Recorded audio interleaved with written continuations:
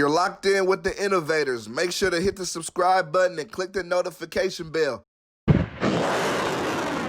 What's going on? You locked in with the Innovators YouTube. You already know I got the best interviews right here, man. Shout out to my sponsor, St. Ives Blunts. Make sure to get you one of those. I got Oakland in the building today, man. I got Guapdad 4000. How you doing? I'm living. I can't complain. First, I want to say it's a pleasure and a blessing to have you here. I appreciate you coming through today. Thank you for having me. Nah, for sure. To start off, can you tell me, it's a hot topic, how you feel about the coronavirus? Has it been slowing you down as far as the music? What's been the effect on you? Oh, man, COVID changed everything. Everything was different after that. Quarantine shut down, and I was on tour. Oh, in the middle, when the quarantine started, you was on tour? Yeah, it shut down in the middle of like some of the two biggest tours of my life so far. So that was a bummer. And then all the European festivals and shit got canceled. So COVID really like changed everything. Hell yeah. If I wasn't me, I probably wouldn't even have a career no more. If I was just like a regular rap nigga. Yeah. Yeah. What, like, do you think it'll ever get back to normal as far as like a Rolling Loud again and like shit like that? I mean, it depends on what Biden do. If he just really just force shut everybody down and just pay niggas, we'd be done with this shit. They already having festivals in Wuhan, China, where this shit started at. Yeah, because it's over, because they beat it. Yeah, they going stupid over there. So I'm like, wow, look at us. Yeah. In LA, the most dangerous place in the world. Yeah. Like when we roll through LA, like I don't really see like the corona impact as far as like niggas is still outside like every day. Nah, I mean it was hella empty for a minute at the top of quarantine. Yeah. When we all thought like, man, the world is ending, we finna have zombies and shit. Yeah. But like now it's just niggas for one, niggas was never inside. Yeah. Niggas was only inside because outside it was nothing to do, but for real, like niggas in the mud was never in the house. Nah, not at all. They never. Yeah, they was going to kickbacks and doing the whole shit. So like, it's been parties the whole quarantine. Like, if we gonna keep it smacking. Smacking too. Nah, you're right. Can you tell me like how you feel about the vaccine? You gonna take the vaccine or nah? I'll probably take it later, but I'm not gonna be in this first round of niggas. Yeah, for sure not. Yeah. I thought you came up with the great idea during quarantine, the Rona raps. How did that idea come about? Rona raps was my manager Sam's like brainchild, and then I just kind of made it a thing. Yeah. He pitched it to me because I always like freestyles and dropping like random freestyles on the TL, and he was like, "Why don't, since all your homies in the house, why don't you call them?"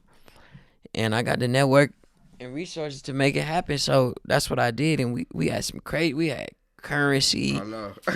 Fucking, and Currency skated too. He skated, nigga. We had fucking Chris Brown, Bryson Tiller. First of all, I got Bryson Tiller and Isaiah Rashad to do it, which is crazy. Niggas who don't even drop music. I got them to do random freestyles in their house. Yeah. Over instrumentals for the internet for me. Yeah. That's tight. That's crazy. Impact, Rona raps is legendary. Nah, for sure. I thought it was because when the quarantine first hit, I feel like it was like a thing where niggas were trying to figure out how do they stay relevant during this time? Like, how do they stay engaged with the fans? And you dropped out. I'm like, that's a smart ass idea. Yeah, I'm happy that we was able to put that together.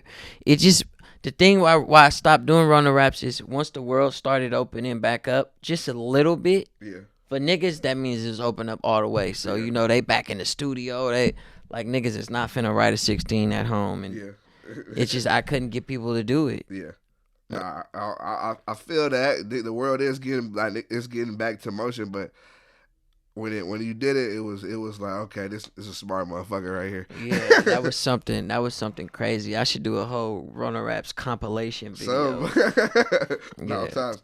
How you feel about what we've been seeing as far as like police brutality, and like is that something you've experienced before? Like black men have been getting gunned down in the streets. You from Oakland, we both from the Bay. Yeah, we've been getting our ass knocked down, and literally that's just how it's always been. I've been a victim of, I don't want to say non-abusive physical assaults. I mean, non-abusive police assaults before, just in completely racially profiled, discriminatory based situations. Yeah. With officers of the law, and I hate them. I'm honestly so scared of the police. I'm like genuinely fearful of the police. Like when they drive past me on the freeway, hell yeah, my heart is racing because I be like, damn man, if they just want to pull over and kill me, they could do that. Right now, it's nothing that I can do to stop them. And say I did want to defend myself, and I pull Blicky out and kill him. Now I'm in the wrong. Yeah. When it's like, nigga, you and your niggas go out and kill people every day. Exactly. So I like you almost feel like a bitch. Yeah. Because they got the ultimate punk over you. Yeah. You know what I'm saying? They got the whole law on their side. Yeah, you always gonna be a mark in that situation, and I don't like that. That make me uncomfortable. I hate the police. I hate being around them. I hate how they smell. All times. Yeah. How you feel about the Trump supporters busting into the White House? And I thought they said one lady was killed, but like we all know, if it was a mob of black people running into the White House, it wouldn't have been so little deaths. You feel me? Yeah, I was happy that bitch got hit. Fuck her. Yeah. I didn't give a fuck about anybody that was at the Capitol, niggas included, because it was like 3 or 4 random niggas. Random niggas there, like what? Like fuck everybody who went up there. It was to me, it was a flex of white privilege that was more disrespectful than they intended. Yeah. You know what I'm saying? Yeah. Because I truly believe that these people are so in line under the brand of Trump and so in tune and out of in tune with each other and out of source with the world. Yeah. That it's really become like a cult because Trump is a pimp. Yeah. And I remember I tweeted this and all the white people in the world was like, why would you big that man up? I was like, well, y'all don't really know what pimping is. Yeah.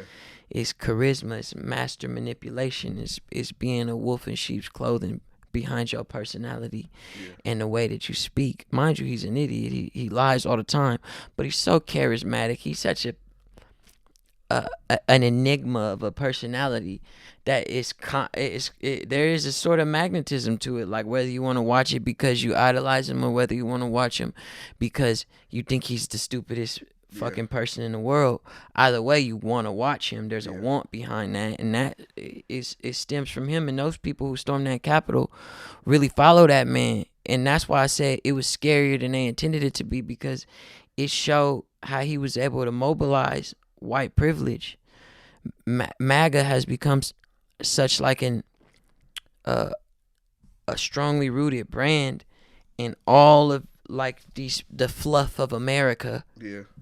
For their hearts, that like this is what they going for. Like, you know how people hold on to the glory days? Yeah. You know what I'm saying? Like, you ever meet a nigga that hold on to like his high school years? Like, oh, I remember we used to fuck hoes back in the 10th grade. And he never left. I feel like white people, especially from like middle America and like in the butt fuck whatever, Virginia and shit like that, they get attached to their history and what is American pride. Yeah. And they want to relive that. Like, for them, going with that face paint and them horns and shit, that was British patriot cosplay. Yeah. You know what I'm saying? It was a fantasy for them, for them to go in there and do that. That's why they was so shocked when they on no-fly list and crying and breaking down when they getting tear gas and shit like that, because like they really in a fantasy world. Yeah. And that's scary. That's why I keep going back to it's scary than they thought it was gonna be, because they really feel like they could do that, and then they went up there and actually did it. They thought they would have no repercussions for it. Yeah. Yeah, that shit's crazy as hell. Fuck all them, you already know. What was it like growing up in Oakland for you? Oakland for me was probably the root of a lot of things. It was the source of mostly all my sauce. Yeah. And I wouldn't want to be from anywhere else. when people see you, do you think that they think you're from the Bay off the rip? No, niggas. People. I remember when I first moved out here, people thought I was from New York. I went to New York. They thought I was from L.A. I went to Atlanta, and they thought I was from wherever. Atlanta people. A lot of Atlanta people, because there's a lot of Bay niggas in Atlanta, so they've been exposed to it. Yeah. A lot of Atlanta people knew I was from the Bay. Yeah. They like that shit. Yeah. Atlanta bitches like Bay Area niggas. Nah, for sure. Yeah. Well, were your parents around growing up? What was that like? My parents was around, but they both was getting money. Yeah. So they was really in and out of just my life and shit. I stayed with my mama's side, my Filipino side. Yeah. That's who I was really rocking with the most, just in terms of time spent. Yeah. But my whole family from West Oakland, so I was always in proximity of my uncles, and I had from the West. Yeah. What high school you went to? I went to private school. Okay. And then I ended up graduating from Tech. Oh, for real? Yeah. Okay, that's what's up. Have you ever had a normal job? Yeah, I used to work at the bank at Wells Fargo. For real? Uh-huh. I used to work as Wells Fargo as a teller, and you know what's so crazy? My first job I actually got hired for was Hollister. Really? I got hired for Hollister to work at Hollister in San Francisco at Westfield Mall, and I never showed up because they wanted me to be the nigga with the shirt off at the door and the flip flops. Yeah. Wasn't doing that. Wasn't doing that.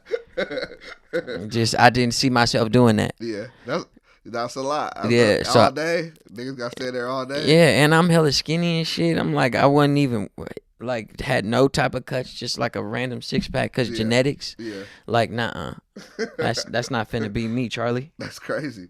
How did you come up with your name, Guapdad 4000? Me and Kaylani was trying to bring back AIM. Yeah. And that was gonna be my new AIM name, but we had bought sidekicks and couldn't get them cut on. Really? Because 3G Act came out, so 2G was obsolete at this point. Because like the gap between 1G and 2G was here, and then 2G and 3G was like astronomical. Yeah. At that point. Yeah. Yeah. So it was over. Sidekicks couldn't get cut on. That's crazy. How do you feel about your respect as an artist in the Bay Area? You think like people in the Bay that they know what's up? You think they sleep on you? What do you think it is? I just didn't blow up in the Bay. I didn't blow up in the Bay. I blew up on the internet, and the cities that took to me first was LA, New York, and Atlanta. Yeah. And places in like overseas. In different spots. I had moments in Detroit, Chicago, because I was really viral for real. Yeah. But for the music specifically, it was New York, LA, Texas too. Yeah. The Bay was last. For real. Yeah. Do you think, because your sound wasn't like the quote unquote Bay Area sound, but do you I feel like it's kind of smart for Bay artists to not do like the typical Bay sound. Yeah, because I mean, the typical Bay sound, you can blow up, but you ain't gonna leave. Yeah. Because Bay Area music is so intense in the niche that is our subgenre. You know what I'm saying? It could be indigestible for people in the rest of the world. Yeah. So niggas who like really be Bay Area hometown heroes currently for the last like, I want to say 5-6 years, 8 years at the most, is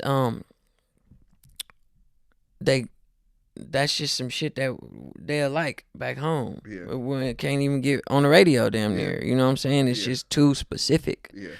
So for me, personally, it worked out, but at the same time, it all depends on what you want to do. You got to know like the scale on where you want to live. Everybody want to be like, the quickest thing to say is I want to be biggest Drake. Yeah. But it's like, so you're a person, you know, that has a lot of nicknames.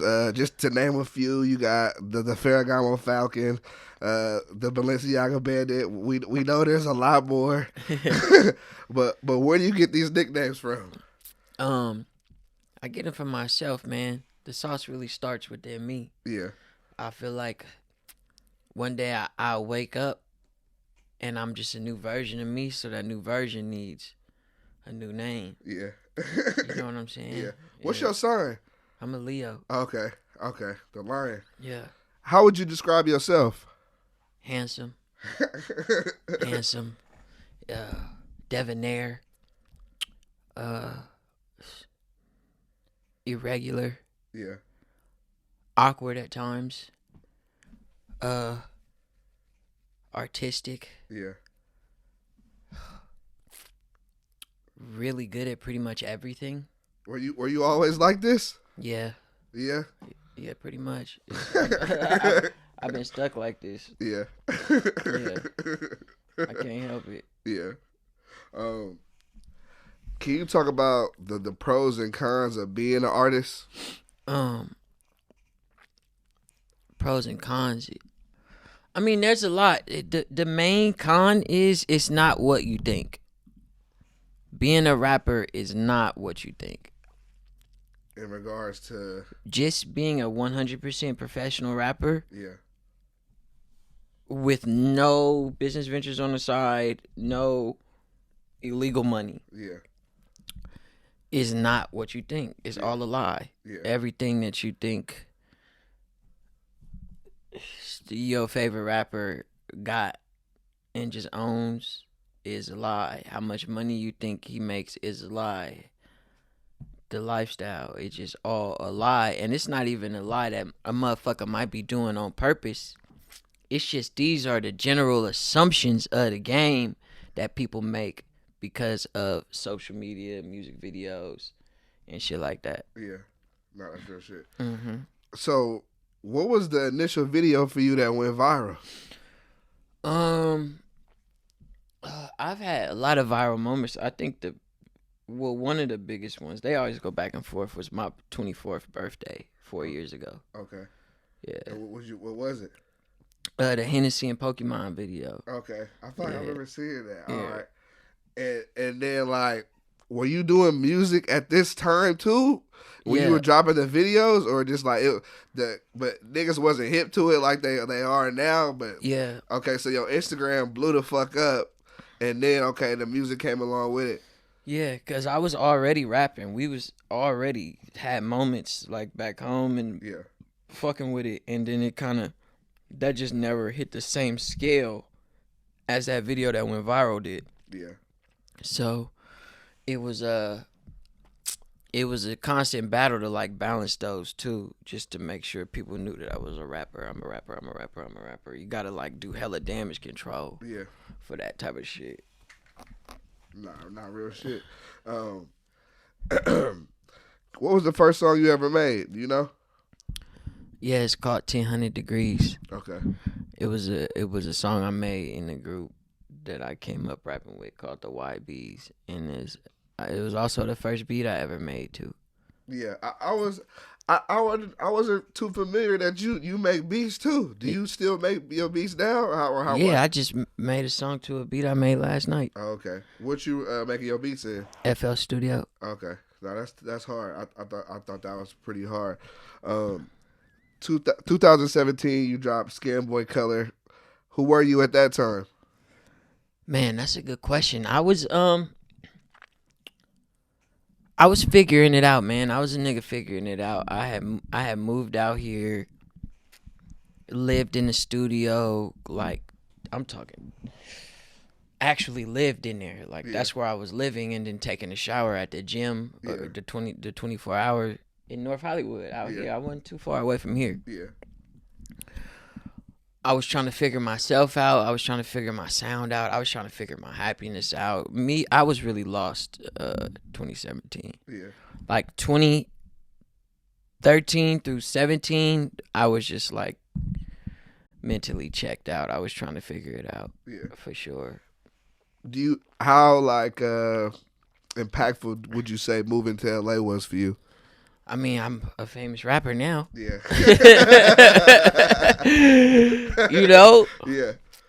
So it worked out for me. Yeah. But it's because of the internet though, you don't even need to move to LA until you already like start moving. You could go to New York, or you could go to Atlanta too, but you know how I used to be like, oh, I'm gonna move to LA and follow my dreams, you know? Yeah.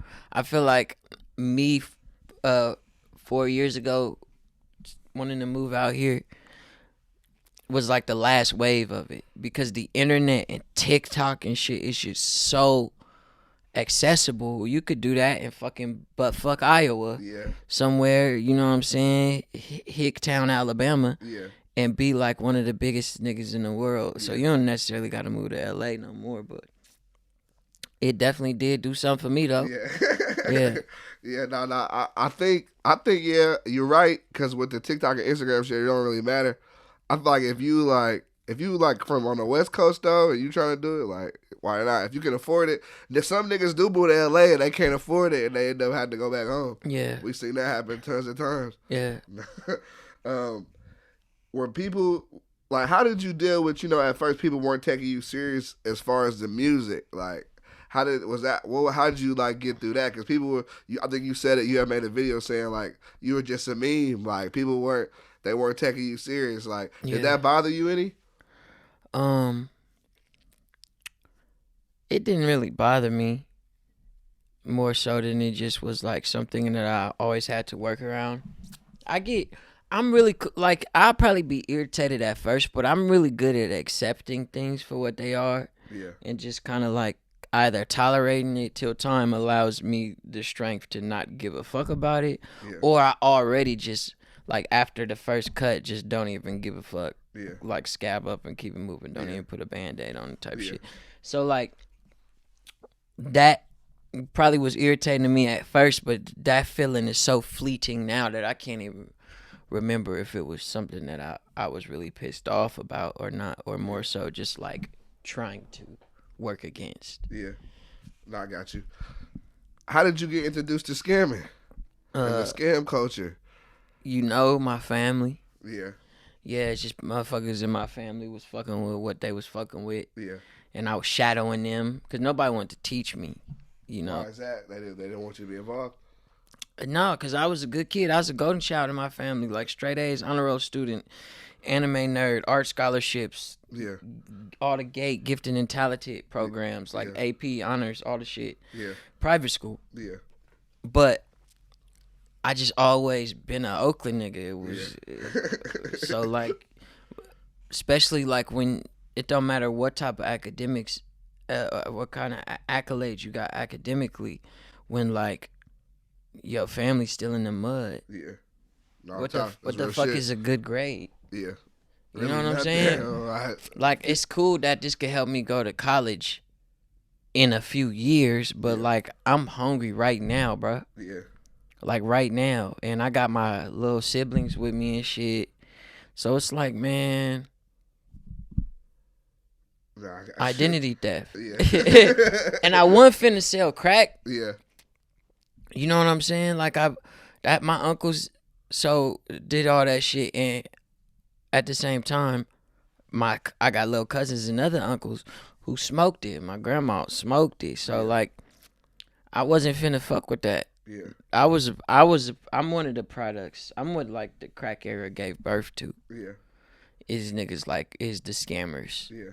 Niggas like me who's out of sorts. Like, I really should have been a dork. If it wasn't for the game, I'd be just like a complete nerd. You know what I'm saying? Yeah. But like, because of the game and because I come from where I come from, one of the epicenters of the crack era, I feel like it gave birth to a specific type of nigga that if you could categorize me, it would be in this like weird gray area generation of niggas who was just good at a lot of things, but also very illegal. Yeah. You know? Yeah. Nah. Did you start scam rap? No, I didn't start scam rap, but I definitely became the face of it. Yeah. And one of like the leading figures in it. It is a genre that I helped build up. Do you know who started it? To be honest, I can't tell you who really started it. I know who dropped scam bars before me. Yeah. Okay. Who? It was Detroit niggas. Yeah. Doughboys Cash Out specifically. Yeah. Atlanta niggas. I know Money Man. Yeah. Been talking about it for a while. Yeah.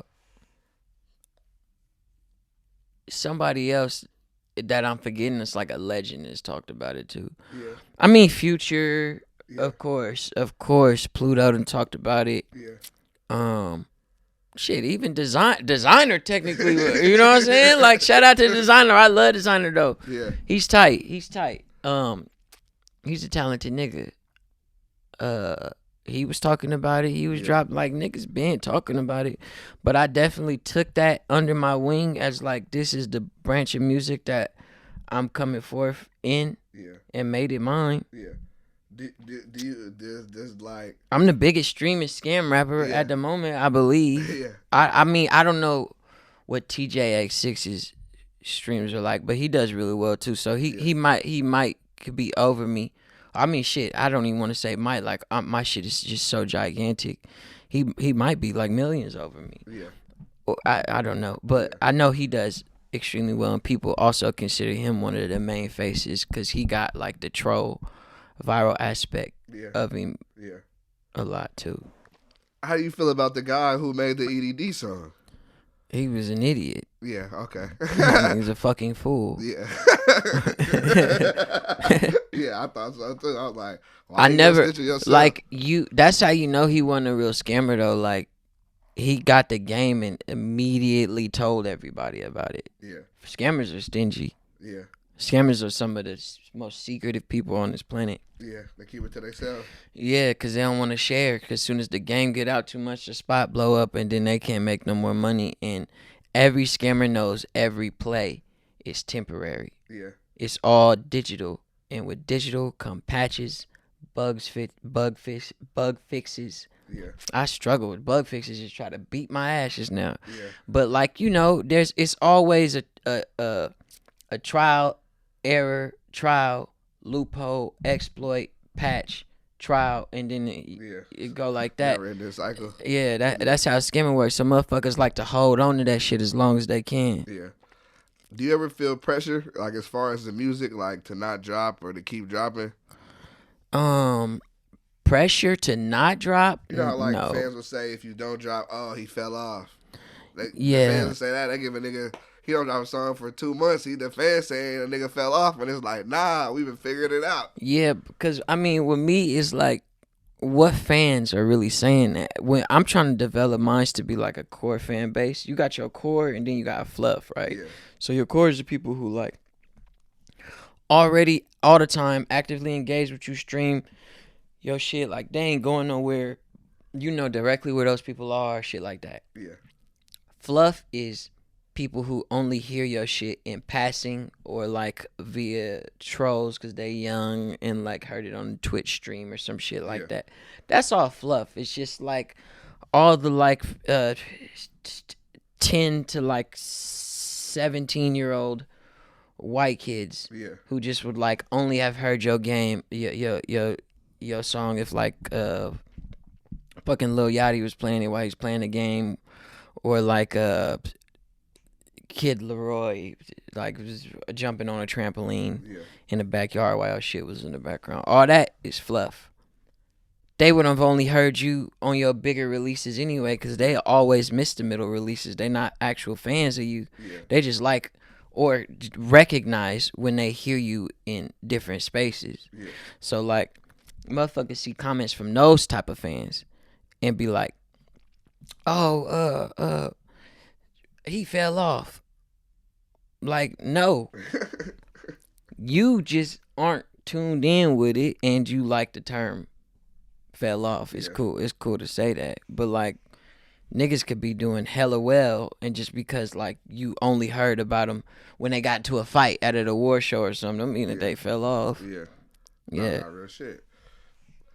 Durag at the Grammys, not the ideal outfit that somebody wear at the Grammys. What type of statement was that for you? A successful one. Yeah.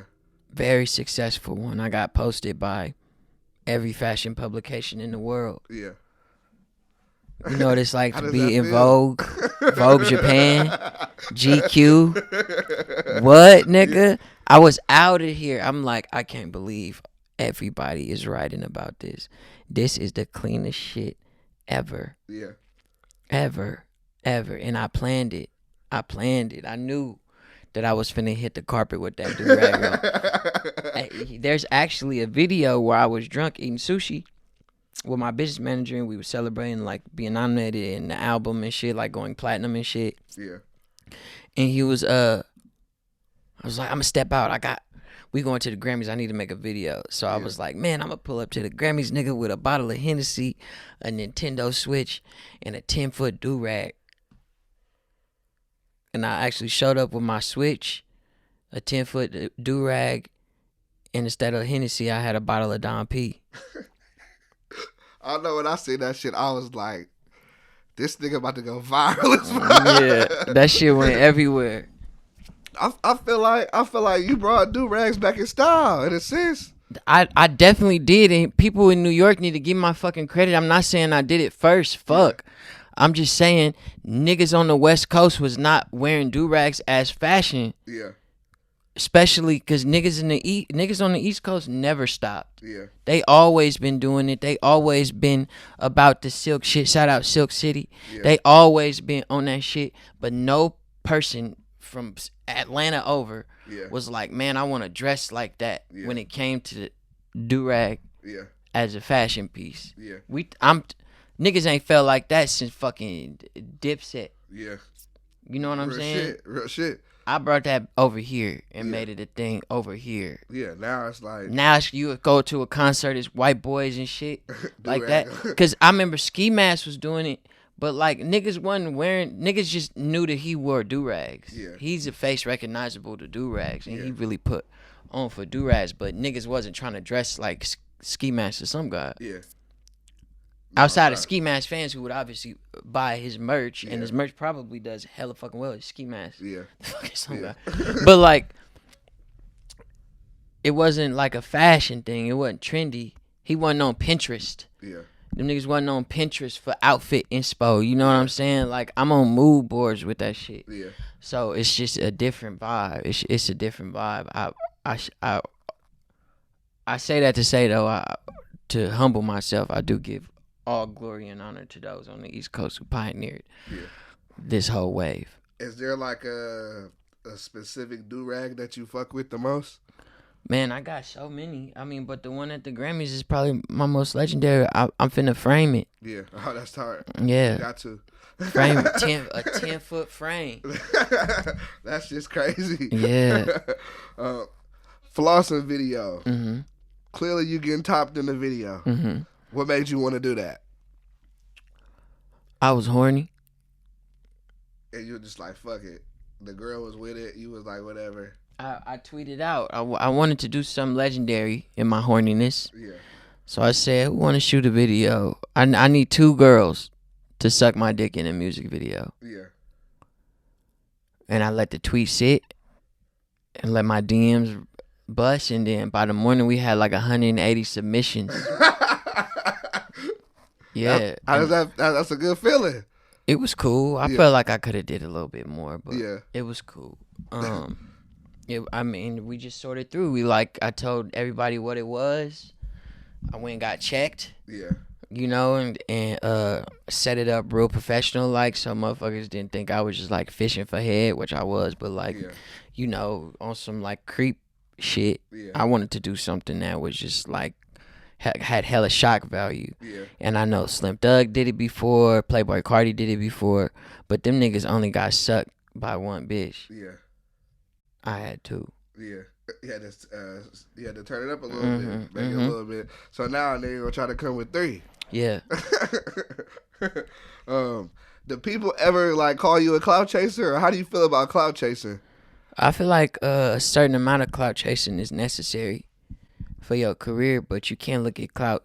You can't look at that certain amount as under the same negative umbrella that clout chasing is in general. You know what I'm saying? But we do everything for clout. Like, I follow hella rappers on Instagram, and we all do, and like them posting cars, that's a clout chase. Yeah.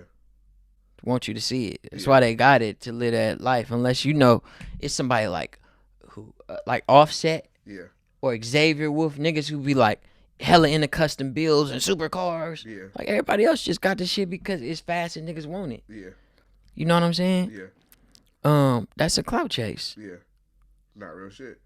I feel like rappers not you have to clout chase, but you have to be like you have to make yourself on. You have to be active on social media. You have to part of being a relevant presence on social media involves clout chasing because you have to follow certain hypes. Yeah. Unless you really in your own lane to where you just can do and dress however you want, which is not the typical way to present like somebody hella mainstream, right? Yeah. That's usually abstract, indie type people, super artsy, super earthy, those type people. Yeah. They do whatever they want, but like mainstream rappers, in order to stay involved, you gotta follow some hype. Yeah, not real shit. If you got on the Balenciaga runners, you was clout chasing. Yeah. You only wanted that because that was like the fucking biker jean big shoe, the G Herbo fit look. You know what I'm saying? Yeah. It's clout chasing. Yeah. Not real shit. Niggas clout chase every day. Yeah, every day. Niggas clout chase every day, B. I hate to see it. Yeah. I hate to see it. I do it sometimes myself too. It's just about scale. Like if you like clout chasing on terms of like the super negative, if you view clout chasing through the super negative lens, and that's how what a nigga is doing, where they just dick riding. Yeah. It's obviously a bad thing. Yeah. It's obviously a bad thing to be a girl who's clout chasing and always trying to get a reaction. I mean, it's obvious. It's a relative bad thing because if you don't give a fuck, then like you unstoppable. But in general, the consensus is that clout chasing is bad. But I think it's just about the scale. Yeah, no, I think it can be both depending on what you're doing. But like all the bitches right now is doing the busing challenge. Yeah, that's a clout chase. All the viral shit, anything viral, anything that's a part of pop culture, because pop culture is now hip hop culture. So anything that's being hella widespread in this new definition of pop culture can be called clout chasing. Nah, real shit. If you made a song for this and you tried to make it a hit record, you was clout chasing. Yeah. I mean, you damn near got to a little bit to get it out there. That's what I'm saying. And how can you say that's a bad thing? Yeah. Nah, real shit. You was just trying to expand. Do you think fame in the spotlight is good or bad? It depends on you. Depends on what you want. This goes back to what we were talking about earlier. Scale. Like, what is this? What's the operation? If you want to be like some huge ass nigga, you're going to have to deal with all the negative things that come with that type of recognition. If you just want to be like, you feel me, on some like regional success type, like pay for your lifestyle, not hella rich, but you way far from broke, like make your money, get up out of there, that's cool too. Yeah. But you gotta accept the negatives and the positives of that. I feel like it's just what you ready to tolerate. Yeah. Nah, that's real shit.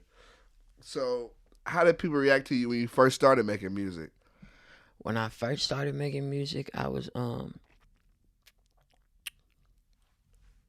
I was pretty well received by my peers, because my peers was just my niggas in the house that lived with me. You know what I'm saying? And I was obviously the best rapper amongst us. Yeah. And it was tight. They encouraged me to do it, and then we had bitches come over and we freestyling with the hoes. You know what I'm saying? I knew I was good because of people's reaction. Yeah. So I was like, all right, maybe we should fuck with it. So like, it was always good. It had its ups and downs though, especially when I started getting really into the art of it and producing myself. Yeah. It took a while to find the stride that I have now, for real, because I like so much. My taste is so eccentric and eclectic to the point where, like, nigga just be ecstatic touching the keyboard. I like feeling sounds, and I relate a lot of sounds to colors, so I'm like just looking at all the colors that I'm hearing, and just get lost in that. Next thing I know, it's a beat only I understand, and like don't nobody else get it. Yeah. But I mean, I feel like you got to go through a phase where you just like creatively jacking off anyway. Yeah. To like get out of your cocoon. Yeah. No, real shit. You gotta get a feel for it for sure. Yeah. What was it that made you originally want to start making music? It's just fun. Okay. It's just fun. I always gravitated towards it. I remember I had a freestyle on MySpace called the Yellow Bus Rider Freestyle. Yeah. And I recorded that on Audacity over my partner Jeremy Big Brother beat. I recorded that in Audacity, nigga, and I ain't had no mic. I had some headphones. Yeah. That I had stole from Walgreens that I just plugged up into the mic jack, and then they worked. Oh, you can record as a mic, yeah. That's crazy. In the old on my mama old HP. That's crazy. Yeah. That's hella crazy. What artists you grew up listening to? Mac Dre, all the Bay Area legends, of course. Yeah. But my favorite is like Mac Dre. Andre 3000 is my favorite rapper of all time. That's hard. Kanye West, I was a huge Kanye stan. Still am for the old stuff. Yeah. And even the new music meaning like the last projects that he put out. Yeah. I still love. I just don't look at that nigga as like a god no more like I used to. I used to really be so enamored with this idea that was Kanye West as a kid. It was like he could do no wrong. He was so creative. Yeah. He was just this fucking ingenuitive powerhouse. Like fucking fashion MacGyver. I just loved everything that he did. And now it's just after having dealt with his personality so much and like just seeing, to keep it real, after Kanye put that hat on, the dream was shattered for me. Yeah, now that was crazy. When he put that hat on, the dream was shattered for me. It hurt my feelings. I actually cried about it. Cause I really look up to bruh. Yeah. I really fucked with bruh. But when he did that, it was just like, damn. Do you think he really is like they said? I mean, news just came out him and Kim K getting a divorce. He said he got mental issues and all the shit. Do you think that's really what it is? Or you think bruh just? I don't really know why he would put dude to start fucking with Trump, but like, what do you think would even? Man, I mean, I don't know. I'm not that man. I don't personally know him. I know people that work with him and people kind of around that area. And when it come to like a man and his wife, you know, that's really their business. I don't really know what happened, but I kind of really don't even give a fuck. Yeah. It's just when it comes to him personally, I don't like the decisions that he make in politics. Yeah. And I'm still a fan of the music. Yeah. I just don't like worship him no more. Yeah. I get you. I get you for sure. You released all your music with Township. Is that an independent label? Is that your label, or like what's up with Township? Township is my manager's label. Okay. It fully independent, but he has had situations that he got artists signed to majors and like done partnerships with majors and shit like that. Yeah. And it's super tight. It's home base. Yeah. That's literally the main recording studio for the company is where he was allowing me to live when I first moved out here. It's where I still record now. Yeah. Mozzie got recorded Sleepwalking there. That got his plaque. Oh, that's tight. Yeah, so we got a plaque in the studio for that too. And he's a great guy. He runs the label with his sister, who's a lawyer. Yeah. And that's his business partner in it. And he got some tight ass talents on there too. We got Young Pinch. Yeah. He got this nigga named Quail from Florida. He's super tight. Yeah. I fuck with Quail. Okay. Quail's new to the roster, so we still starry-eyed. Yeah. But like I fuck with Quail. Quail's super tight. Do you like being independent? Hell yeah. Yeah. It's cool. It has its ups and downs. That's what I was talking about earlier when you said how COVID affected me, because it's not like I had some stupid $1 million advance to just fall back on and burn throughout the situation. Like every dollar I make is either being reinvested or moved around or put here, pay for it. You know what I'm saying? Yeah. I'm pulling from my own budget very often. Yeah. So that's probably the only like workaround to being independent. But I'm grateful. I'm blessed. I built up a catalog that is almost self-sustainable now after 3 years. Yeah. Thanks to, you know, all the releases with Township and shit too. Yeah. No, that's tight. That's tight. So I have no reason to complain. You know what I'm saying? I could live the lifestyle that I want to live at this scale. Of course, I want to scale up and still want more. Yeah. Like, who doesn't? Yeah. But, like, I'm completely comfortable where I am, working to move forward to, like, where I want to go independently with Township. I'm not against signing. Like, if somebody bring an ideal situation, I'll sign it. I don't care to just be, like, the fucking face of independent success. Yeah.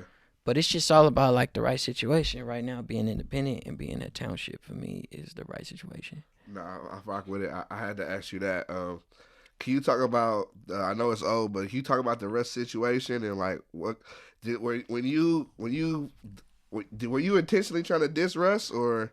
Nuh-uh. I even DM'd that nigga and told him like, "Yo, I say your name in this song. It's not a diss. Before it's called before it even came out." And then I was like, I don't want, you know what I'm saying, you to think it was disrespect. Because I don't know you.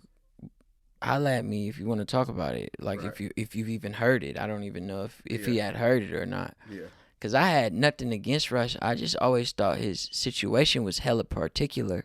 Because the amount of success he's able to yield from a culture that doesn't really fuck with him. Yeah. You know what I'm saying? Yeah. Like, he lives outside of the culture, but is thriving financially from it. Yeah.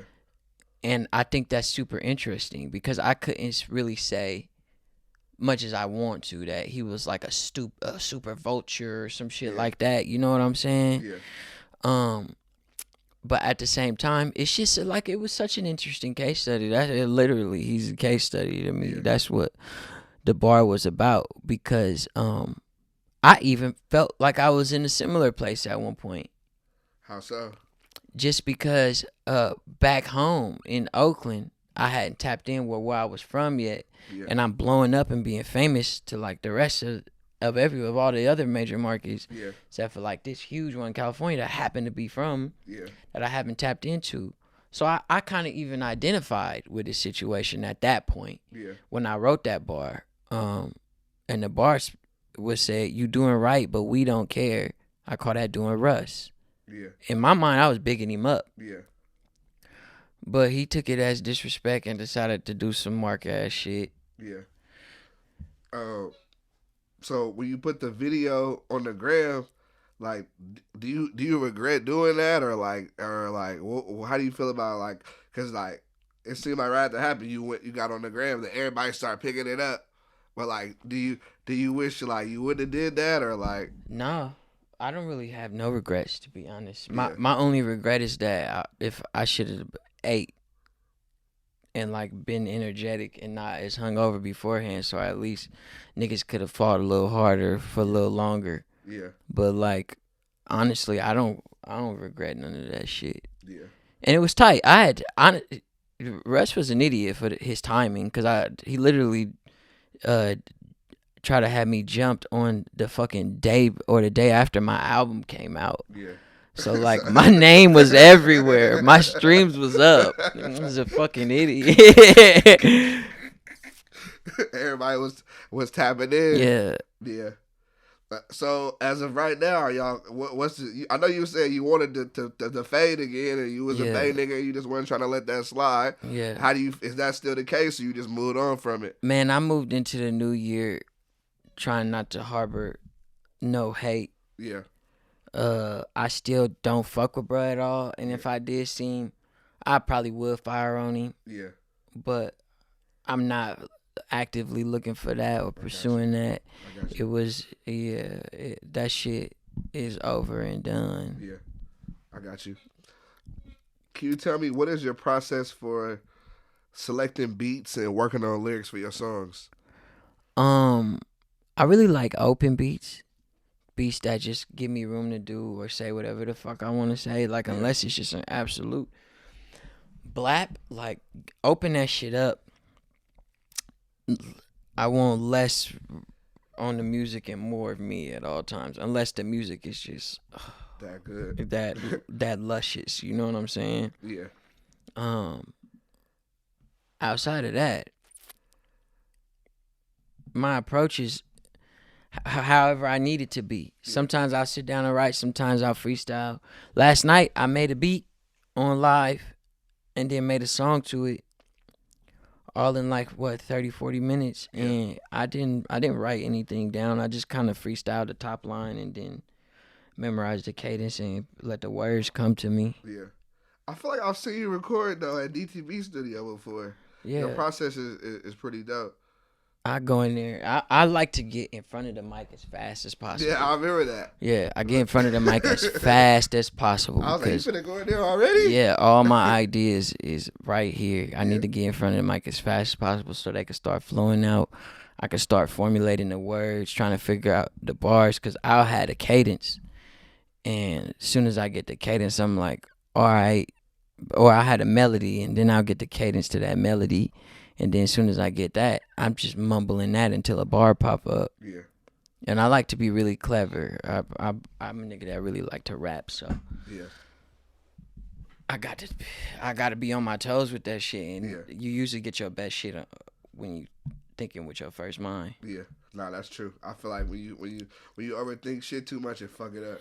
Man, I really don't overthink anything. To be honest, that's one of my like weaknesses. You think that's a weakness? It's a strength and a weakness. Yeah, it's definitely like a dark side to it too. It's like being Spider-Man. You know what I'm saying? Yeah. Great power comes great responsibility. I feel like not being able to overthink or be in my head about things is a great power, but like the responsibility of that is detriment. The effect of that, not really the responsibility, but the effect of that could be of detriment to myself, my character, or even people around me, because you don't know what my like recklessness might do for my team, or you know. Yeah, nah, I got you for sure. In your new video, Alpha Remix, what was the mindset with that video? Like, you dressed up as like a white guy. What was the idea behind that? I always wanted to dress up like a white guy because of Dave Chappelle. Okay, I got you. Yeah. Chuck was the anchor man's name. Yeah. I always thought that was tight, and like that was the perfect way to just kind of express where we've been at with like the whole Karen and Ken situation, you know. That was really just a derivative of that. Like, white people hella fucking weird, and they always doing stupid ass shit. Yeah, I was wondering when you did. I was like, I wonder why you did that, but it all makes sense. I like that. Yeah. I feel like that's hard. So in 2020 you dropped 2 projects, 2 EPs, Platinum Falcon Returns, and then the Platinum Falcon Tape Volume 1. Yeah. What was the process for them projects? Man, me and James was just cooking. We was just cooking. I made a lot of them beats. Yeah. Greedy. I did Embezzle. I did Platinum Falcon, the title track. James Delgado probably did the rest of everything with like a little mix of here and there, a little scammer that could. Ooh wee. Yeah. That was one of them ones too. Ooh wee. But I could probably make 3 or 4 more Platinum Falcon tapes right now. Yeah. I got the music. It's done. That was just a way for me to deliver music on side of Rona raps. Yeah. Because Platinum Falcon tapes came from a series called Falcon Fridays. Yeah. Rona raps would happen on Thursday, followed by Falcon Friday the next day, where I would give you a song. Yeah. And that's what we would tease at the end of Rona raps, like, there's the freestyle, here's the cover to the next song, drops tomorrow, which is just real smart. West Coast time tonight at 9, because it'd be 12 on the East Coast. Yeah. Mm-hmm. No, that's tight. That's tight. How do you come up with titles for your song? Because I just to mention if you had Dolce & Gabbana, Dalai Lama, which I like that title, and then Peanut Butter Pootie Tang. Yeah. Peanut Butter Pootie Tang. I'm just big on alliteration. Yeah. And the bars just came to me because I do a lot of alliteration in my raps. Yeah. And the bars just kind of came to me when I remember I was making Dolce Gabbana Dalai Lama, and I was like, Dolce Gabbana like the Dalai Lama. And I was like, that's the name of the song, right? Like sometimes you just say a bar and it's so cool to you that that's what you got to name the song. Yeah. Same thing happened with Peanut Butter Pootie Tang. I always said peanut butter, or how we say it, it's like an inside joke. Peanut butter. Yeah. It's so player. Yeah. Like when you pull up in the whips and the inside is just all peanut. Yeah. All facts. Butter, like it's just hot butter. So I was like, damn, because I was talking about a car. Then I was talking about how I'll never wear belts and shit. It just tied into Pootie Tang, and it was, I was like, well, that's the name of the song. Yeah. Nah, I like that. I think it's tight that I feel like the names of your songs are like, they draw you in. You were like, let me see what this shit sounds like. Yeah, like what?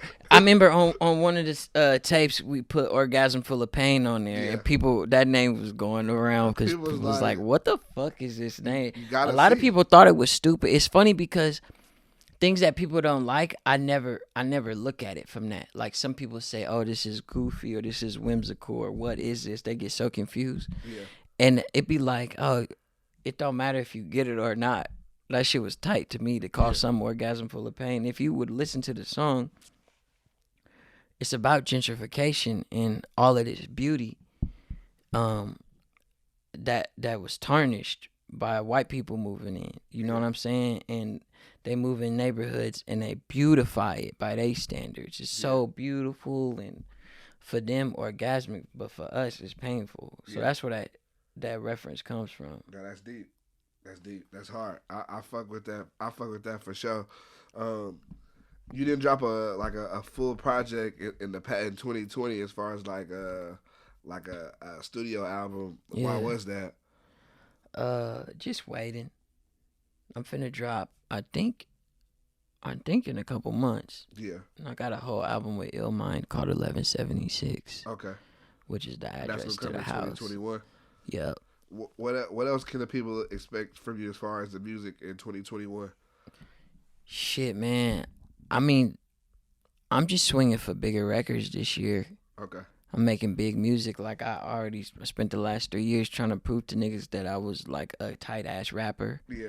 And that's done. Yeah, I feel like niggas know that. Yeah, like niggas know when niggas think of like niggas who could really spit. I always get mentioned outside of like the freshman list. I've like yet to get snubbed on just like recognition for the work that I've been putting in. Yeah.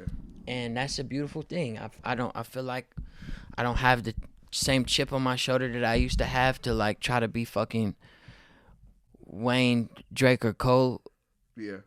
On every song, you know what I'm saying? Like, and I don't feel like I'm in the same place where I need to like steady like flex my legend status. Yeah. Where I'm speaking from like a future reference. Like I consider myself my career only going up, and I'm gonna end up being a West Coast legend. Yeah. And I feel like I already have enough content out there, so when people backtrack to my shit, they're gonna be like, "Oh, he was been going crazy." Yeah. So like, I'm cool, man. I'm just trying to make like tight music that people just want to listen to all day. Yeah. And enjoy and stay creative in my rollouts and my music videos and make tight ass merch. I started a brand called Scam Boy. It started off as just my artist merch, but I'm developing it into a whole brand. Yeah, it's gonna be a lifestyle brand. Like we made a body pillow. I made like motocross jerseys. I want to make candles and fucking. I want to make couches and chairs and like rugs. Shit, you a fashionable nigga. You need a clothing line for sure. Yeah. Are there any other like business ventures that you want to branch out into outside of music? Yeah, there's a couple. I'd rather not speak on them. Okay, not for sure. Just so I don't want to fuck up my bag. But I mean, it's a couple. I really want to be on my venture capitalist shit this year. Like towards July, I want to see everybody who hungry at the end of the summer, ready to grind it out for the winter, and just like be able to be in a position to just invest in them for whatever they want to do. Yeah. So by like the start of next year, niggas ideas will already be off the ground, they'll be up, and I could just be like, here, that's for that, delegate. Yeah. And just start really being a boss ass nigga. Yeah, that's for sure important.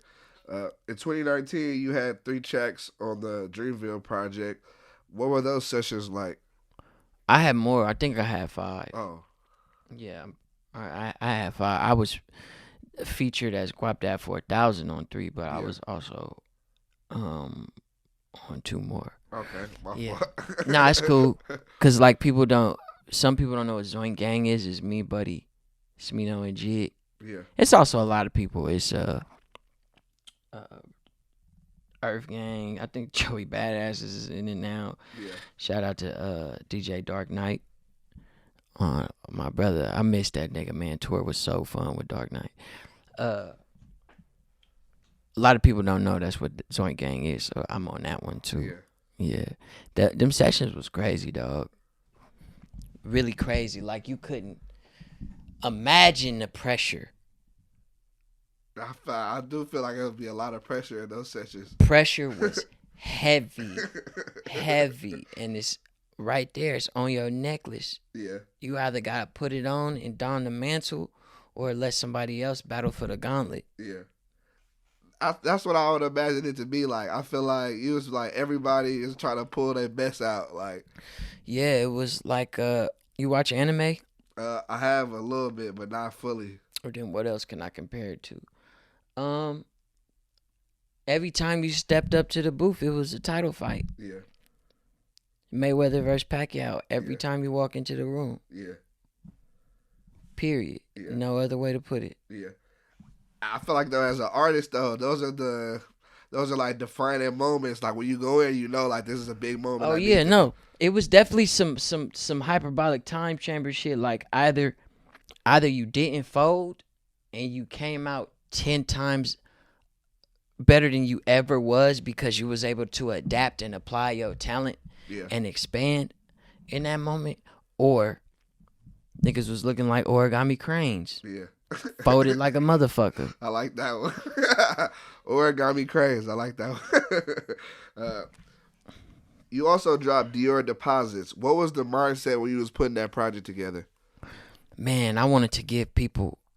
Dior Deposits was me like stamping that, hey, y'all, I'm a real rapper. Yeah. I'm a professional rapper, and I'm also hella connected, and I'm everywhere. And this is like that first effort. Here you go.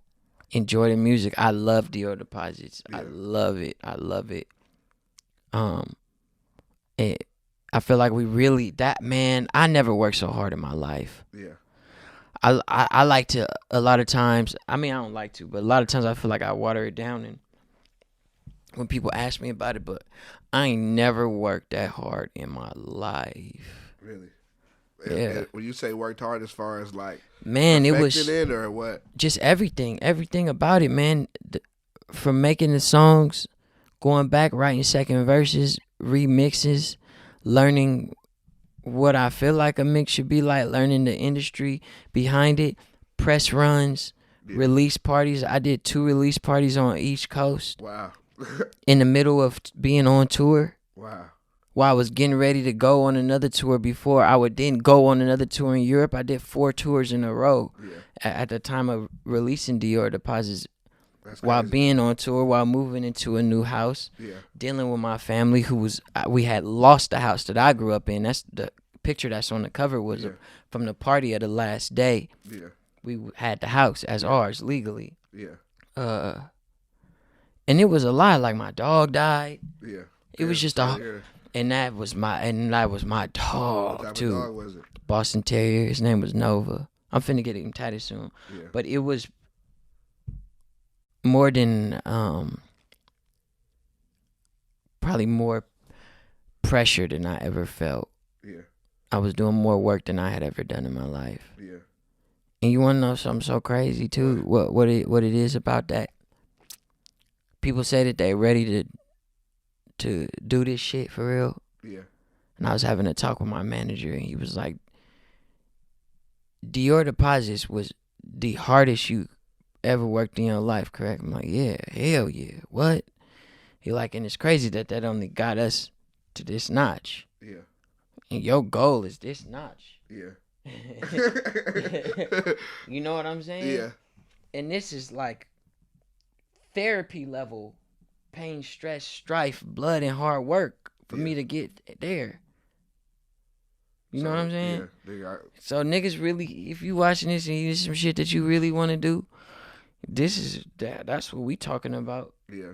Like, my goal is to get to them pianos, blood, and I nigga was depressed over here. Yeah. Yeah. Yeah. Nah, that's real shit. But I feel like once you put that work in, I feel like now more than you probably knew before is like, you know what it takes. So now you can probably take it to that next level. You're like, oh, I know what I need to do to get this one. Now let's take it up to another level. Yeah, I'm definitely performing at a different rate. Yeah. And that's just natural when you get into the groove of things. I already have done something. But now it's just different levels of sacrifice and strife. Yeah. It's going to keep multiplying. Yeah. The categories are there, though. Yeah. Blood, sweat, and tears to nigga get the necessary years. That's how it go. Yeah, I like that. I really love the First Things First video. Was that real? Like, would you really do it? All that stuff? It was the whole thing, bro. We was just winging it. I remember I told Lil Dicky, too. He never responded to it, so I don't know if he didn't take kindly to the idea or whatever, because it was his idea. He did it first. Yeah. With the Say That Money video. Yeah. And I was like, I want to do it, but I'm black, so let's see. Let's see how it works. Yeah. I was like, it was just hella funny as far as, like, the way you did it. I was like, okay, that was a good-ass idea. I did talk to him. This is bringing it. We just pulled that out the depths of my mind. Yeah. I actually did talk about it to him, and he was like, I don't know how I feel about it. It's kind of weird, like, you're stealing my video and you want me involved in it, you know? Yeah. It was just like, I fuck with you, Guap, but, like, I don't really get what's going on, you know? Yeah. But, I mean, shout out to Lil Dicky. I got so much love for him. I love his show, Dave. Yeah. I feel like he is one of the brighter minds creatively in this space. Yeah. And I really enjoy everything he does. I feel like you could be an actor. Like, do you feel like you want to start acting? I got to go home and read 2 scripts after this. Oh, okay. Yeah. Oh, that's hard. Yeah. That's hard. I fuck with that. You got a song with Charlie Wilson. That's crazy. Yeah. That's crazy to me. That's the bar. That's it. That's crazy to me. That's the bar. You seem like super marketable. Why is that? 'Cause I'm handsome and charismatic. That's all you need. Yeah. Yeah. You don't even need to be handsome if you got charisma. Look at Trump. Yeah. Facts. People will still be rocking with you. That's true. What? How did you get that foot action deal? That same thing. Yeah. Like when it come to all, my personality really allowed things to fall in my lap for real. Yeah. Because I can win people over so easy. It's almost like a superpower. Yeah. For real. People gravitate towards me. Yeah. When I speak, when I talk, when I'm in the room. Yeah. That is a blessing for sure. If I wasn't lazy, I could have, not lazy, but if I cared, I could have just been a pimp. Yeah. No, Tops, niggas, I feel like we born with that song. Yeah, I could have just been a pimp.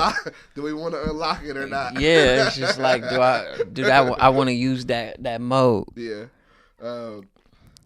Why do you think artists are such a target for, like, people always trying to rob artists and take their chains, and, like, artists, sometimes they just bring bad shit? I mean, because niggas be moving weird, and also, like, when you put yourself on display as a street nigga, other street niggas want to come test you and pull your card. That's how the streets go, blood. Yeah. Like, unless you just coming around on some real nigga link up shit, but even that could go left. You know what I'm saying? It really just depends on the situations, but a lot of times people be putting themselves in positions of compromised security and safety to go out of their way to, like, prove their situation or their valor for the hood. Yeah, that's real shit. How you feel about tricking? I'm a trick, but I'm a trick. My name on OnlyFans is Can't Wait to Pay. Yeah. Yeah. So I'm a trick. That's why I stopped pimping in the first place, just because like I didn't care about it. I didn't care about the game. I just wanted money and bitches. But like I also wanted to have sex. I wasn't just trying to be like not fucking my hoes. Like I was just like horny young and wanted money. Yeah. And because of my personality in this situation and just being from the Bay, as soon as you get a little bit of clout, like bitches is ready to pay. Yeah. You know, but it was like I kind of just like getting money other ways and tricking off on fine bitches and like eating steak. Yeah. Like I like to, I'm completely enamored by like the pimp lifestyle and that way of living, but I just don't care too much for the hoes for me to be. It's a lot of work for sure. Cause you gotta be like somebody, daddy, boyfriend, manager, security. You playing 30 roles. Yeah. As a pimp, as a real one. Yeah. Not like no boyfriend pimp, or not like, you know what I'm saying, these random tennis shoe niggas. It's just like niggas ain't really respecting the game too. Yeah. And that was something that I seen in me. Yeah. I had respect for the game so much that I knew I didn't want to respect it. Yeah. So I removed myself from it and just stayed a scammer. Yeah. Nah, I got you for sure.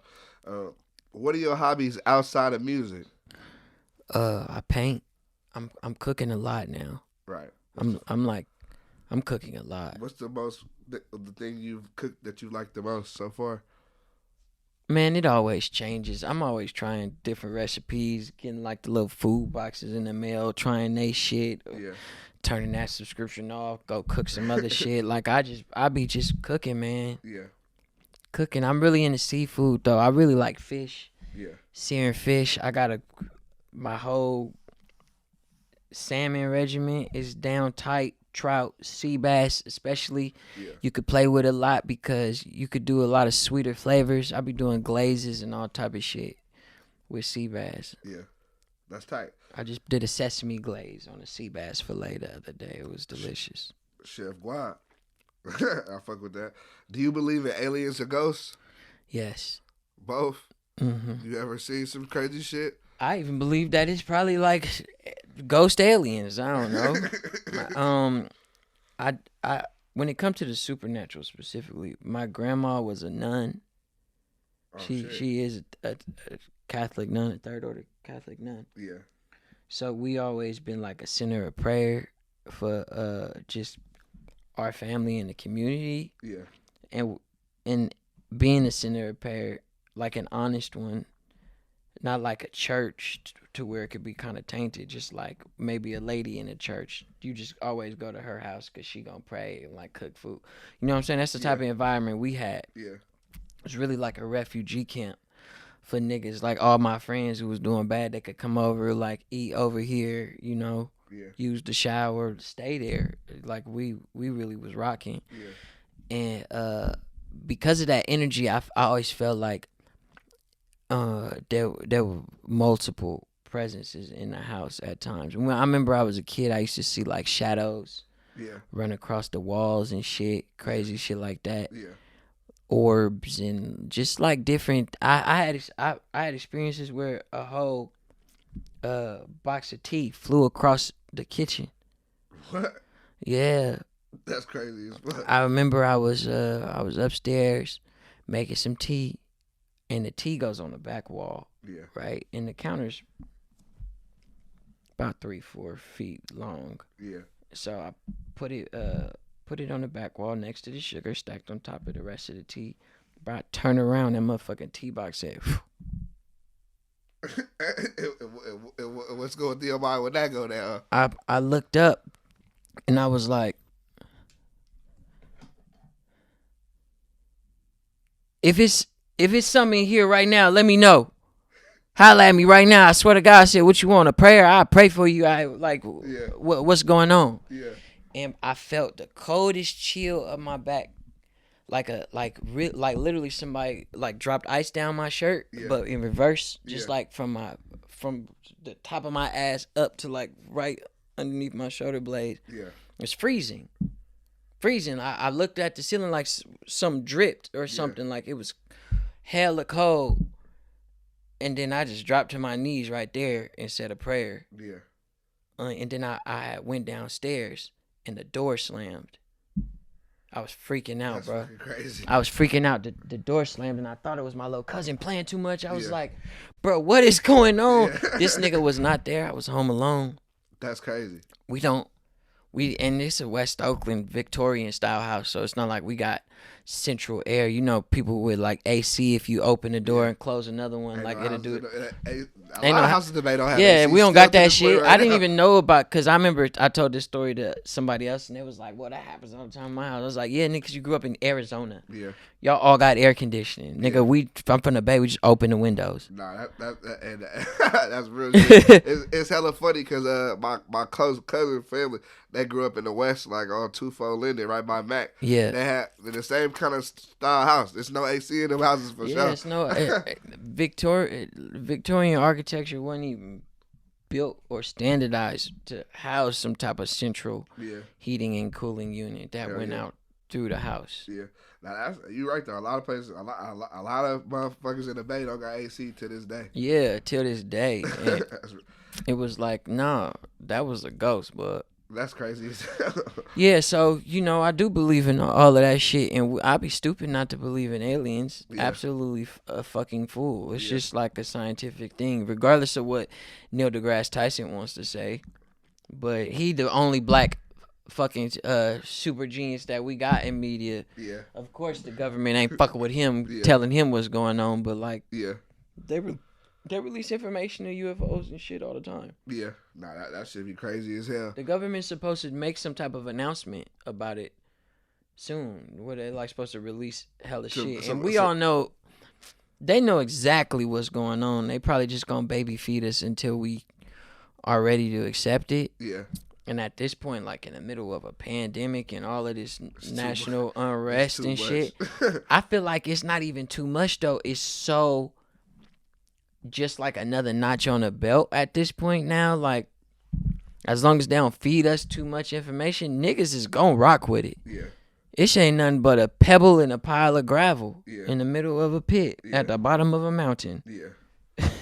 Not real shit. If you could pick yourself to be any animal in the world, what would it be and why? Probably a falcon. Right. Yeah. I like that. Yeah. Falcon's a dope ass bird too. I got 2 falcons at my house. For real? Yeah, they in my backyard.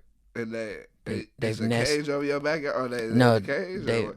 They've nested in my backyard, but they've been there since I got the house, so they ain't going nowhere. That's crazy. A murder of crows came into the neighborhood and was trying to scare them out, but we shot them down. Oh, that's crazy. I killed them crows. For real? Mm-hmm. That's crazy. Did you have a favorite cartoon as a kid? Man, I had multiple. What? Digimon. Yeah. Pokemon, Sailor Moon, Yu-Gi-Oh, Dragon Ball Z, the Catalyst. Yeah. Inuyasha, Big O, Samurai Champloo, all the Adult Swim animes. Ninja Scroll was like one of my favorite cartoon movies, and that was crazy because like niggas was fucking and shit. Yeah. It was super tight. Yeah. Double Dragon was tight, man. Ninja Turtles, the X-Men cartoon was hella clean.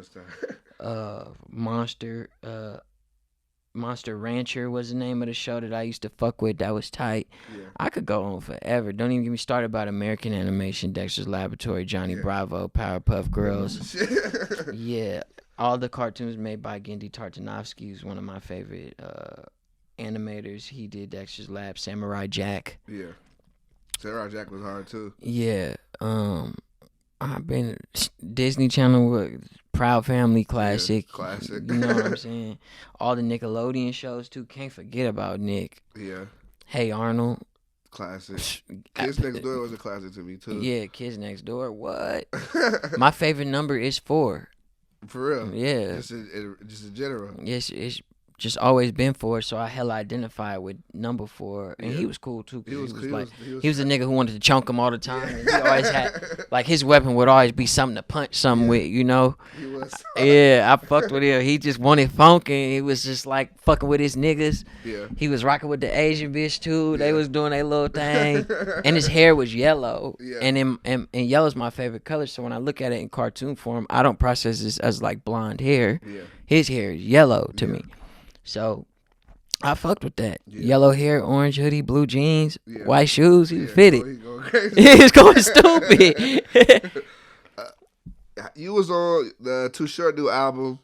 How did you feel about the E42 Shorts verses? I loved it. I had an amazing time watching it. I was geeking at the house. Yeah. I loved that 40 finally got to talk his shit. And also something that was hella funny was I was just talking to the homie Jace. Shout out Jace. Shout out Lil Tape. Earlier about that verses because so many people called me after that verses because they never heard Too Short and E40 talk. Yeah. And they was like, oh, y'all all like that. That's hella funny. Mm-hmm. Now that I think it did though. I think it gave the world more highlight to like how niggas talk in the Bay and what the Bay sauce is like. Yeah. And even they was able to pop that shit about how niggas got their style from the Bay. Oh, I was yelling at the house. I was jumping up and down. My roommates came upstairs, thought something was wrong. Yeah. Nigga, I was raving like, yeah, nigga, talk that talk, nigga. Yeah. Now I feel like we needed that for sure. Yeah, for sure. What are some other artists you like right now? Who do I fuck with right now? Outside of my immediate friends, I really like 24K Golden. Yeah.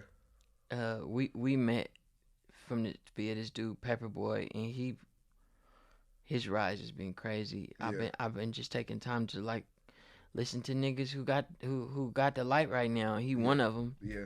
He had the #1 song in the world, and he's from Frisco. Yeah.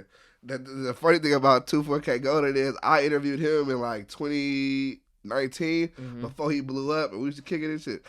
I always kind of felt like he was. I always knew, I was like, bro, you finna pop. Like, I'm like, even with you, when you don't have a sound that's from the Bay, yeah, it just like if you take heat, it's like you can be a global nigga. Like, yeah, you can really be up out of there. Just how they tried to make it seem like Bay niggas can't be like a superstar. Like, nah, we can do that too. I mean, we already got him. Yeah, it's just motherfuckers back home don't want to support the black ones. Yeah, who can do it? Yeah, G-Eazy and Kehlani already set. Yeah, they're gonna be rich forever, millionaires for life. Yeah, they are looked at as high tier celebrities. Yeah, have cult followings and things, and can sell out the Bay anytime, right? Yeah. If there was a person or people that wanted to come around and do it the black way, yeah, it'd bring me a golden. Yeah. Nah, real shit for sure. Do you look at comments? Sometimes. Do you respond to like if somebody say something crazy to you, you respond? Yeah, I don't take anything to heart though. Like if you ever see me respond to comments, I was just doing it 'cause, like I was on TikTok on the way here. Yeah, it's like responding to shit. I'm really good at the internet, and I got thick ass skin, so like it don't bother you. I really don't give a fuck what nobody say. I want them to say it's crazy shit. Do you believe when an artist gets popping, they should move away from their city? Yes. Why is that? 'Cause you'll die. Simple as that. Remember we was talking about false senses of reality and expectations when you're not in the game. Yeah. People think you got way more than you do. Yeah. All the time, even for the niggas who really do have. Yeah. People think that it's always multiplied. Yeah. And when you in your city, especially for hip hop, because we all come from the inner city for the most part, them niggas is not having. Yeah. And they want to have. Yeah. And if you come around and they perception is that you have and they are have not, then it's time to have for them. Yeah. You know? Real shit. What's the biggest lesson you've learned so far in the industry? You know, I need a little. I'm still trying to learn, but I need a little bit more self control. Yeah. Cause I got such a large pool of friends and network, to pull from, that I'll be drunk, and I'll be like, Shh, Cole, listen to this song. I'll hit Drake like it's 5 a.m. like slap this nigga. Yeah. For a song I like barely even fuck with, like 3 months later. But I just be so excited. Yeah. And I just want to hear from my partners that I think are tight. Yeah. You know what I'm saying? Because, like, I can share with fans, but they'll literally almost like anything. Exactly. Fans gonna fuck. Because I don't suck. So anything I play, they're going to be like, oh, this is tight as fuck. Because they're from fans, but when you play for artists, they could give you that, nah, this all right. Yeah. Oh, I don't like this one. Yeah. This one trash. This one heat. Yeah. The fans gonna tell you they love it regardless. Yeah. and you know, with me, unless you on like some Playboy Cardi situation where you just like hyped your shit up for years and then like, you know, didn't give people what they felt like they wanted or should have been. Yeah. But I mean, I feel like Cardi one of the last niggas who got to deal with sonic expectations or because of snippets. Yeah. You know what I'm saying? Like when a Cardi snippet drops, his fans and Twitter eat it up. Yeah. But like nobody really care about other people's snippets. Like even Drake snippets, like other accounts are posting seeded. Yeah. But like, where does that snippet live outside of the gram? Unless you like the super fan who was gonna go on YouTube and download it anyway. Yeah. Like the average person just isn't listening to leaks anymore. Hell no. Because there's no way to play it outside of YouTube. Yeah. We all have converted to DSPs for the most part. Yeah. So, like, I'm not finna sit on Twitter. I'm just like, oh, man, this slap. I can't wait for this to come out. Forget about it. And then in 3 months when he actually dropped, because he had to clear a fucking sample and all this shit took hella long, then I'll be like, oh, I remember this. Yeah. But it don't even add to nothing no more. Yeah. You know what I'm saying? Yeah, not real shit. Nah, I got you on that. That's true. I feel like unless it come on Apple Music, like I might listen to it a few times on YouTube, but it's too hard going. But you can't even like look at YouTube and still be on your iPhone. Yeah. So it's kind of like if it's not on. You Apple can Music, if you get YouTube Premium. Oh really? Yes. And it plays in the background. Yeah, I got YouTube Premium. I be on. I gotta tap in with that. How much is that a month? I think it's like $15 or something. Oh, it's not that bad. Oh, okay. I forgot about the shit with Drake where you bet on the finals. Yeah. And you was on the Bay Bridge. Yeah. That fucking bet. The Warriors let your ass down. Hey, I just knew I was gonna win. Yeah. It still worked out for you though. He still fuck with you. Yeah, and that's because Drake a real one. Yeah. And he show that love. He's an honest dude and he do keep his word. Yeah. But I just knew I was gonna win, bro. I'm hella mad that I didn't win that bet. I just knew. We for sure should have won that. I had it in the bag, I felt like. Yeah. Do you have any goals for this year? Outside of the business endeavors that I was telling you I want to tap in with. Yeah. I'm just trying to find peace within myself, within my community, my family, my team. Yeah. Like just find that peace to where we all comfortable working in all of this chaos. Yeah. And like things are healthy and we can make money with each other. That's all I'm trying to do is just make money and mind my business. Yeah. I like that. For my final question, I want to ask you, what advice would you give to the younger you?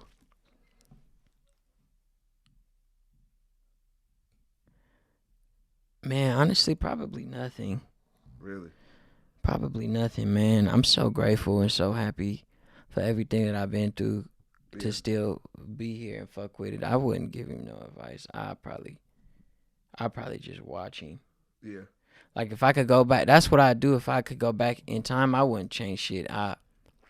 I'll just watch myself. For real? And reminisce and take in the nostalgia. Yeah. You know what I think about when it comes to time travel? Yeah.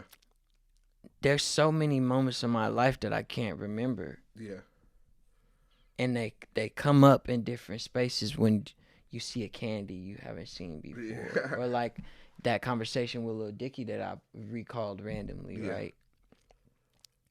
I'd like to go back in time and just watch myself experience things that I feel like I love. Yeah. And look at myself. Yeah. I think that'd be a great way to use temporal manipulation to grow if it was possible. I think that'd be tight. Yeah. I think it would. I think at the end of the day, you turned out how you turned out based on all the experiences you had. Yeah. So some shit would be hard to change, even good and bad. You feel me? Like yeah. I mean, if I could like go back in time and be the same person, like I would just jump back in time and be me instead of like being an older version of me looking at younger me. Yeah. I would just like fuck bitches that I can't fuck no more again. Yeah. Yeah, I would for sure do that. I would for sure do that because, you know, sometimes a nigga got to chalk some up to the game. Yeah. You don't get the pussy again. Yeah. Or sometimes a bitch elevate her lifestyle, her game, to where you just not in her bracket no more. Yeah. You don't got access to that coochie no more, and I want 24 access to the coochie. Yeah. 24/7 coochie access. Is what I would like ideally. So if I could just go back in time to when I was on the same tier as the coochie, then that'd be cool. Yeah. Nah, that's true shit too. Yeah. That's what that I'd fuck with that for sure.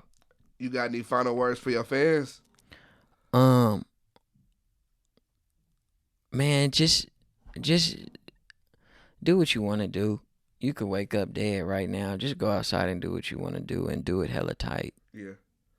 Real shit. Guapdad 4000. I appreciate you pulling up on me. Thank you for having me. Yeah. You're locked in with the Innovators. Make sure to hit the subscribe button and click the notification bell.